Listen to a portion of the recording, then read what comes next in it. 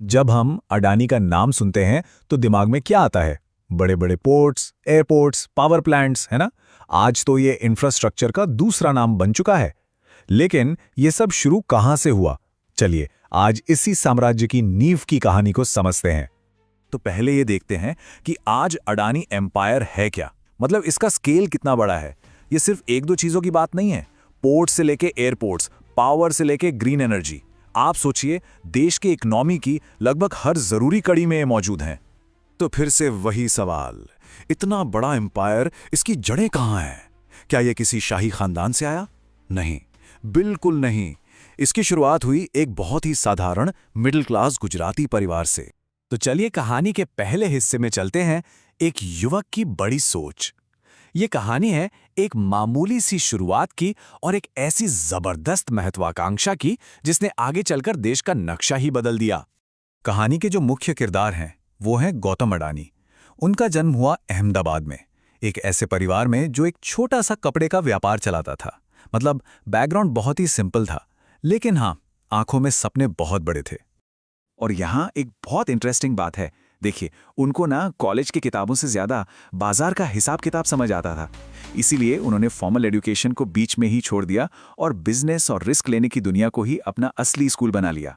जरा सोचिए इस बारे में, सिर्फ 16 साल की उम्र। उस उम्र में उन्होंने घर छोड़ दिया मुंबई जाने के लिए।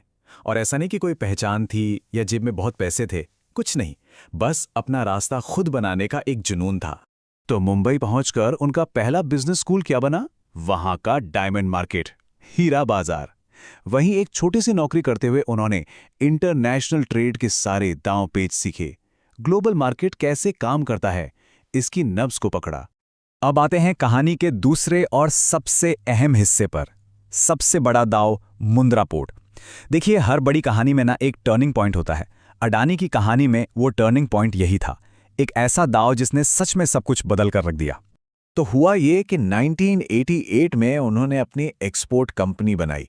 लेकिन असली गेम चेंजर आया 90s के दशक में।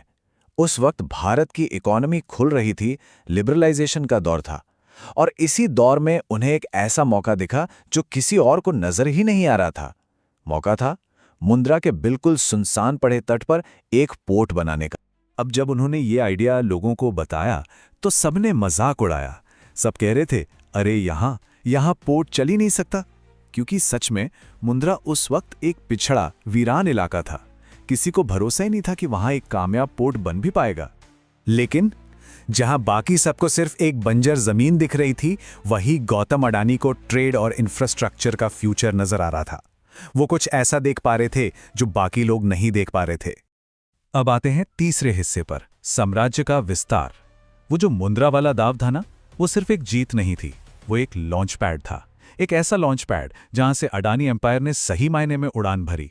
और वो पोर्ट सिर्फ चला ही नहीं, उसने तो इतिहास बना दिया। मुंद्रा पोर्ट भारत का पहला प्राइवेट सेक्टर पोर्ट बना। इसने ये साबित कर दिया कि बड़ी बड़ी इंफ्रास्ट्रक्चर परियोजनाओं में प्राइवेट कंपनियां भी बड़ा कमाल कर सकती हैं। और इसका असर जरा वो देखिए। ये पोर्ट सिर्फ जहाजों के आने जाने की जगह नहीं रह गया, इसके चलते कार्गो ट्रेड में जबरदस्त उछाल आया। इसके चारों तरफ लॉजिस्टिक्स, वेयरहाउसिंग, ट्रांसपोर्ट का एक पूरा का पूरा इकोसिस्टम खड़ा हो गया। और यही इकोसिस्टम कंपनी के ग्रोथ का इंजन बन गया। मुंद्रा की कामयाबी ने आगे के सारे दरवाजे खोल दिए।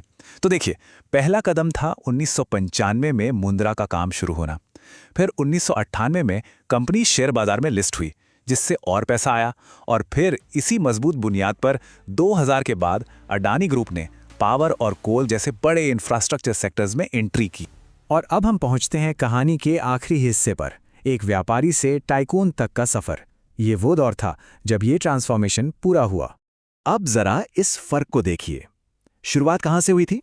एक छोटे से कपड़ा व्यापारी के बेटे से, एक कॉलेज ड्रॉप आउट से। और आज क्या हैं? देश के सबसे बड़े इंफ्रास्ट्रक्चर टाइकून्स में से एक। पोर्ट्स, एयरपोर्ट्स, एनर्जी, सब कुछ। तो ये पूरी कहानी हमें एक बड़े सवाल पर लाके छोड़ देती है कि एक इंसान का विजन और बड़े रिस्क लेने की उसकी हिम्मत आखिर कितना बड़ा साम्राज्य खड़ा कर सकती है। शायद इसकी कोई लिमिट ही नहीं है। चलिए अब इस कहानी को तेजी से आगे बढ़ाते हैं। सवाल तो यही है कि आखिर सिर्फ एक पोर्ट से शुरू करके कोई दुनिया के टॉप उद्योगपतियों में कैसे शामिल हो सकता है। ये वाकई एक अविश्वसनीय विस्तार की कहानी है, तो चलिए इसमें थोड़ा और गहरा उतरते हैं। कहानी का अगला बड़ा मोड़ आता है एनर्जी सेक्टर में। और देखिए, यही वो कदम था जिसने अडानी समूह को एक नेशनल पावर हाउस बना दिया। तो बात है साल 2006 के बाद की। भारत की अर्थव्यवस्था तेजी से बढ़ रही थी और जाहिर है इसके साथ ही बिजली की मांग भी आसमान छू रही थी। गौतम अडानी ने इस मौके को तुरंत पहचाना और अडानी पावर की शुरुआत की। शुरू में उनका पूरा फोकस कोयले पर आधारित थर्मल पावर प्लांट्स पर था, पर उनकी रणनीति सिर्फ पावर प्लांट लगाने तक ही नहीं थी। और यहीं ये बात दिलचस्प हो जाती है। उन्हें चाहिए था सप्लाई चेन पर पूरा कंट्रोल, इसलिए उन्होंने ऑस्ट्रेलिया और इंडोनेशिया जैसे देशों में कोयला खदानों में इन्वेस्ट किया। मकसद साफ था, एनर्जी सिक्योरिटी पक्की करना और लागत को भी कंट्रोल में रखना। लेकिन कहानी यही नहीं रुकी। जैसे ही दुनिया भर में सस्टेनेबिलिटी की बात होने लगी, अडानी ने भी अपनी दिशा बदल दी। जो साम्राज्य कोयले की नींव पर खड़ा हुआ था, उसने ग्रीन एनर्जी की तरफ एक बहुत बड़ा एक रणनीतिक मोड़ लिया। ये एक बहुत ही बोल्ड कदम था। और ये कदम कितना सफल रहा, इसका अंदाज़ा बस इसी बात से लगाया जा सकता है कि आज अडानी ग्रीन एनर्जी दुनिया की सबसे बड़ी रिन्यूएबल एनर्जी कंपनियों में से एक है। ये दिखाता है कि समय के साथ अपनी स्ट्रेटेजी बदलना कितना ज़रूरी है। अच्छा, तो एनर्जी के बाद अब विस्तार का एक नया दौर शुरू हुआ। ये वो दौर था जो समूह को बंदरगाहों और बिजली घरों से कहीं आगे ले गया। यहाँ से कहानी एक नया और कह सकते हैं कि एक नाटकीय मोड़ लेती है। समूह ने अपनी पहचान सिर्फ जमीन और समुद्र तक सीमित नहीं रखी, बल्कि अब वे आसमान में भी मौजूद थे। हाँ, ये एक ऐसा कदम था जिसने सबको चौंका दिया। समूह ने एविएशन यानी हवाई अड्डों के सेक्टर में एंट्री की। 2019 के बाद भारत के कई बड़े हवाई अड्डे जैसे कि मुंबई, अहमदाबाद, लखनऊ, जयपुर और तिरुवनंतपुरम अडानी समूह के मैनेजमेंट में आ गए। इससे उनके विस्तार के पैमाने का अंदाजा लगता है। और ये विस्तार सिर्फ मौजूदा इंफ्रास्ट्रक्चर तक ही नहीं था, ये भविष्य की तैयारी भी थी। समूह ने डिफेंस मैन्युफैक्चरिंग, ड्रोन टेक्नोलॉजी और डिजिटल युग की रीढ़ माने जाने वाले डेटा सेंटर्स जैसे फ्यूचर फोकस्ड सेक्टर्स में भी कदम रखा। हर बड़ी कहानी की तरह इस कहानी में भी ऊंचाइयां हैं तो एक नाटकीय मोड़ भी है। जब सफलता अपने शिखर पर थी, तभी विवादों ने दस्तक दी। साल 2022 तक गौतम अडानी दुनिया के टॉप 3 सबसे अमीर लोगों में शामिल हो चुके थे। शेयर बाजार में उनके समूह के शेयरों की कीमतें आसमान छू रही थी। ये उनके साम्राज्य का शिखर था। लेकिन फिर आया 2023। एक अमेरिकी रिसर्च फर्म की रिपोर्ट ने बाजार में जैसे तूफान ला दिया। इस रिपोर्ट में समूह पर स्टॉक मैनिपुलेशन और अकाउंटिंग फ्रॉड जैसे गंभीर आरोप लगे, जिसके बाद शेयरों में भारी गिरावट आई और दुनिया भर में इस पर चर्चा शुरू हो गई। इन आरोपों के जवाब में अडानी समूह ने एक साफ मौक़िफ़ अपनाते हुए कहा कि वे सभी नियमों का पालन कर रहे हैं और उन्होंने सारे आरोपों को खारिज कर दिया। तो इन सभी उतार चढ़ावों के बाद आज अडानी साम्राज्य कहाँ खड़ा है? चलिए इस पूरी कहानी के सार को समझते हैं। ये चार्ट आज के अडानी साम्राज्य की एक तस्वीर दिखाता है। Ports, airports, power, green energy से लेकर फ्यूचर टेक्नोलॉजी तक ये समूह भारत के सबसे विविध और प्रभावशाली कॉरपोरेट समूहों में से एक है। आखिर में ये कहानी एक बहुत जरूरी बात सिखाती है।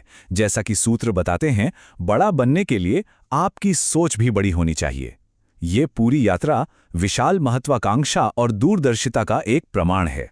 तो यहां से मुख्य टेकअवे ये है कि ये कहानी सिर्फ दौलत बनाने की नहीं है। ये कहानी है सही वक्त पर जोखिम को पहचानने की, एक बड़ी सोच रखने की और सही टाइमिंग का आकलन करने की। और हम इसी सवाल के साथ इसे समाप्त करते हैं। अडानी की कहानी में सबसे अहम तत्व क्या था? जोखिम लेने की क्षमता, दूरदर्शी सोच या फिर सही समय?